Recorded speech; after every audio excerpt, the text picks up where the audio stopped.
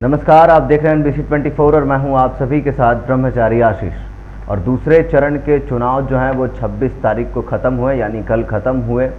अब तमाम सारी चीज़ें जो हैं वो पाँचों के पाँचों लोकसभा सीटों को लेकर के लगातार बातें की जा रही हैं। जिस तरीके से पूर्णिया में हुआ, कटिहार में हुआ, भागलपुर में हुआ, बांका में हुआ, तो ये तमाम सारे जगह जो चुनाव हुए इसमें कुछ बड़ी चीज़ें जो देखने को मिली। वो सबसे चर्चित जो लोकसभा सीट रही फिलहाल दूसरे चरण में, वो पूर्णिया की थी। क्योंकि पूर्णिया को लेकर के जिस तरीके से पप्पू यादव, संतोष कुशवाहा में जोरदार टक्कर जो है, कहीं ना कहीं कड़े की जो टक्कर है वो देखने को फिलहाल नज़र आ रही है। बीमा भारती तो शायद तीसरे नंबर पर बताई जा रही हैं, यानी कि साफ कहें तो जितने भी कैंडिडेट खड़े हुए थे दूसरे चरण की अगर बात करें, चाहे अजीत शर्मा हो, चाहे मोहम्मद जावेद हो, चाहे पप्पू यादव हो, चाहे उसी के साथ साथ जयप्रकाश यादव हो, तारिक अनवर हो, इन सभी लोगों में अगर बात की जाए तो ये बाकी के जितने लोग हैं ये व्यक्तिगत तौर पर भी बहुत मजबूत हैं। लेकिन बीमा भारती जो है वो सबसे ज़्यादा कमज़ोर इन तमाम कैंडिडेट्स में नज़र आती हैं व्यक्तिगत रूप पर। क्योंकि बीमा भारती विधायक रहीं, विधायक के बाद उनको सांसदी का टिकट दिया गया, वो भी वो जदयू छोड़ करके राजद में आई। और उसके बाद तेजस्वी यादव ने भी जी जान लगा दिया, लेकिन फिर भी बीमा भारती के खिलाफ जो आवाज़ थी लोगों की वो कहीं ना कहीं साफ साफ देखने को मिली। रुझानें बता रही हैं कि बीमा भारती तीसरे नंबर पर रहेंगी। हाँ, पूर्णिया में पप्पू यादव और उसी के साथ साथ संतोष कुशवाहा को लेकर के कांटे की टक्कर फिलहाल है। कोई भी इधर उधर जरा सी भी मत का इधर उधर हुआ तो वो जीत सकता है। इन दोनों में बहुत कांटे की टक्कर है। देखिए जिस तरीके से पूर्णिया में अब की बार जो चीज़ें देखने को मिली पूर्णिया में, क्या इस पूरे चुनाव में, कि जो मुस्लिम वोटर्स हैं वो बहुत ज़्यादा सीमांचल का क्योंकि क्षेत्र है, यहाँ 70-80% मुस्लिम लोग हैं, कहीं ना कहीं रहते हैं। तो अब की बार मुसलमानों में एक चीज़ देखने को मिला कि इन्हें पता था कि इन्हें वोट किस ओर करना है। क्योंकि ओवैसी भी वहाँ चुनाव प्रचार प्रसार के लिए आए, लेकिन ठीक मतलब जब वो वोट डालने जा रहे थे उससे ठीक कुछ देर पहले एक लहर चली। और लहर इस कदर चली कि हर किसी को पता लग गया कि अगर ओवैसी जीत भी जाते हैं, एक सीट 2 सीट अगर जीत भी जाते हैं तो फिर ओवैसी क्या करेंगे, ओवैसी कांग्रेस की ओर थोड़ी जाएंगे। तो ऐसे में बातें स्पष्ट थी, मुस्लिम लोगों को भी ये समझ में आ रहा था कि अब की बार का वोट आरजेडी को, कांग्रेस को, जो इंडी गठबंधन के प्रत्याशी हैं उनको अगर देते हैं तो फिर चीज़ें स्पष्ट हो सकती हैं। क्योंकि इनडायरेक्टली कांग्रेस ही भाजपा से टकरा रही है। तो ऐसे में कांग्रेस के प्रत्याशी को अगर वोट देते हैं तो वो ज़्यादा उनके लिए फ़ायदेमंद होगा। केंद्र की राजनीति में वो ज़्यादा बेस जो होगा सपोर्ट का होगा। और इसको लेकर के अब की बार के मुसलमानों का पूरा रुझान जो है वो कांग्रेस के प्रत्याशियों की ओर देखने को भी मिला है। हालांकि इसमें सेंध लगाने में जदयू कारगर हो सकती है, क्योंकि जदयू एक सॉफ्ट कॉर्नर जदयू के प्रति जितने भी मुस्लिम वोटर्स हैं वो रखते हैं। कहीं ना कहीं उनका ये मानना है कि चलो ये नहीं है तो नीतीश कुमार कम से कम वो व्यक्ति हैं जो कि इक्वलिटी लेकर के चल सकते हैं। कहीं ना कहीं उन लोगों को दब करके नहीं जीना पड़ेगा, ऐसा ये लोग मानते हैं। नीतीश कुमार से इसी तरीके की जो कहीं ना कहीं नीतीश कुमार के बारे में जो सोच है वो मुस्लिम वोटर्स रखते हैं। और इस वजह से अब की बार मुस्लिम को गोलबंद करने की जो कोशिश थी वो जदयू को भी इसका थोड़ा फ़ायदा दिख सकता है। बात करेंगे पूर्णिया की। पूर्णिया में तो जितने भी मुस्लिम वोटर्स थे वो एक मत दिखे और कहीं ना कहीं पप्पू यादव के समर्थन में दिखाई पड़े। जिस तरीके से वो लोग साफ जो है पप्पू यादव, देखिए पप्पू यादव व्यक्तिगत स्तर पे भी जो वो काम किए समाज सेवा का, पहले से ही बाढ़ से लेकर के और कोरोना से लेकर के तमाम सारी चीज़ें जो करते आए। फिर उसके बाद जिस तरीके से पप्पू यादव के खिलाफ तेजस्वी यादव ने मोर्चा खोल दिया, लालू प्रसाद यादव ने मोर्चा खोल दिया, और पूरा बिहार जानता है कि नंबर 1 अगर कोई पॉलिटिकल फैमिली है, सबसे स्ट्रांग होल्ड फैमिली है तो वो लालू यादव की है।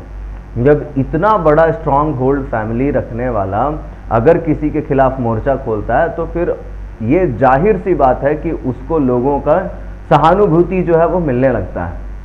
और लोगों की सहानुभूति जब मिलने लगती है तो फिर उसके बाद उस व्यक्ति के जीतने के चांसेस ज़्यादा बढ़ जाते हैं। जितनी चर्चा वायनाड सीट की नहीं थी, उससे ज़्यादा चर्चा तो यहाँ पर पूर्णिया की थी। पूरे देश भर में सबकी नज़रें पूर्णिया की ओर थी। तेजस्वी यादव साफ कह गए मंच से कि अगर इंडिया गठबंधन के प्रत्याशी को वोट नहीं दे सकते तो एनडीए को दे दीजिए, लेकिन निर्दलीय कोई भी खड़ा हो रहा है तो उसको मत दीजिए। यानी कि जो लड़ाई है वो साफ साफ कैमरे पर भी देखने को मिली। तो ऐसे में पप्पू यादव की लहर जो है वो बन गई और फिर उसके बाद अब पप्पू यादव और संतोष कुशवाहा के बीच लगातार कहीं ना कहीं कांटे की टक्कर देखने को मिल रही है।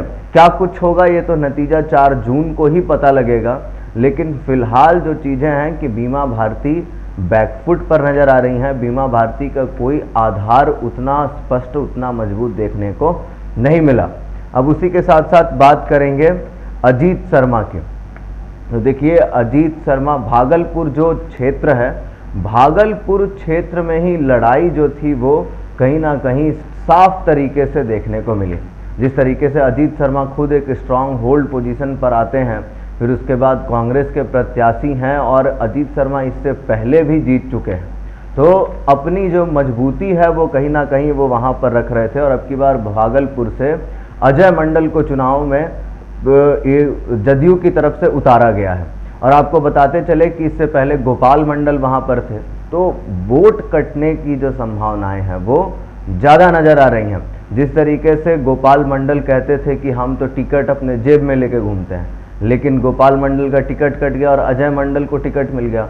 तो यहाँ पर जो एक वीक पॉइंट था, ये चीज़ फिलहाल कहीं ना कहीं असरदार दिखा और यहाँ पर चीज़ें अब लग रही हैं कि अजीत शर्मा के पक्ष में जाती हुई दिख सकती हैं। जिस तरीके से ये जो समीकरण चला, दोनों ही एक दूसरे का वोट काटने में लगे रहे, तो ये चीज़ें जो हैं वो देख करके लग रहा है कि साफ साफ कहीं ना कहीं अजीत शर्मा की ओर, अजीत शर्मा के पक्ष में चीज़ें जा सकती हैं। इसके बाद बात करेंगे मोहम्मद जावेद की। देखिए, मोहम्मद जावेद के खिलाफ एक बड़ी चुनौती ओवैसी की थी, लेकिन बात वही है कि ओवैसी के खिलाफ एक लहर चली साफ साफ कि अगर ओवैसी जीत भी गए 1-2 सीट तो क्या करेंगे। ओवैसी अगर जीत भी जाएंगे तो वो सरकार बनाने में, बिगाड़ने में कितना अपना हस्तक्षेप कर पाएंगे। तो इस वजह से मुस्लिम वोटर्स का जो वोट बैंक था वो साफ साफ कहीं ना कहीं जाता हुआ दिख रहा है। बात करेंगे अब तारिक अनवर की। देखिए, तारिक अनवर सबसे पहले तो क्षेत्र में 40 से 42% मुस्लिम वोट बैंक है। उसके बाद अन्य पार्टी के सिंबल मिलने की वजह से कांग्रेस का उनको और भी वोटें मिलेंगे। जो लोग सॉफ्ट कॉर्नर रखते हैं वो लोग कहीं ना कहीं कांग्रेस को अपना समर्थन दे सकते हैं।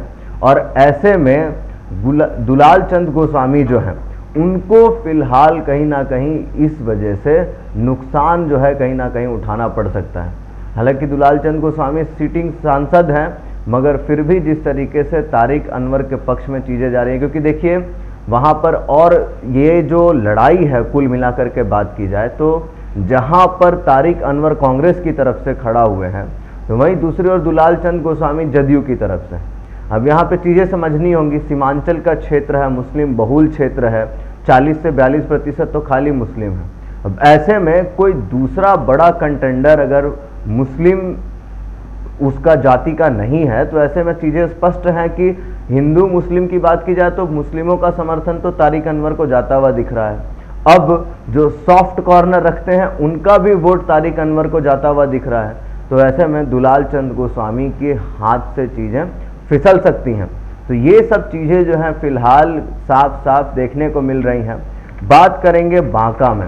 तो बांका में देखिए, गिरधारी यादव को समर्थन अब की बार लोगों का मिल रहा है। जिस तरीके से रुझान बता रहे हैं कि गिरधारी यादव लगभग तय ही माने जा रहे हैं। बांका इकलौता ऐसा क्षेत्र है जहां पर बीजेपी को आसानी से, साफ कहें तो कहीं ना कहीं चीज़ें जो हैं वो बीजेपी के पक्ष में ज़्यादा बांका से जाती हुई दिख रही हैं, क्योंकि बांका में गिरधारी यादव हैं और गिरधारी यादव का समर्थन जो वोट बैंक है या फिर तमाम सारी जो चीज़ें हैं वो फिलहाल पक्ष में उनके जाती हुई नज़र आ रही हैं। इसी के साथ साथ आपको बताते हैं कि अब की बार ये जो 5 सीटों पर चुनाव हुए हैं, ये 5 में से 5 तो कांग्रेस अपनी ओर नहीं ही ले जा पाएगी या इंडी गठबंधन नहीं ही ले जा पाएगी, क्योंकि देखिए सीमांचल का क्षेत्र है और माना जाता है कि सीमांचल के क्षेत्र में अगर कांग्रेस की पकड़ नहीं है तो फिर पूरे बिहार में और कहीं से उम्मीद करना छोड़ देना चाहिए। तो इस वजह से ये तमाम जो स्ट्रांग होल्ड चेहरे खड़े हुए हैं, चाहे अजीत शर्मा हो, चाहे तारिक अनवर हो, चाहे मोहम्मद जावेद हो,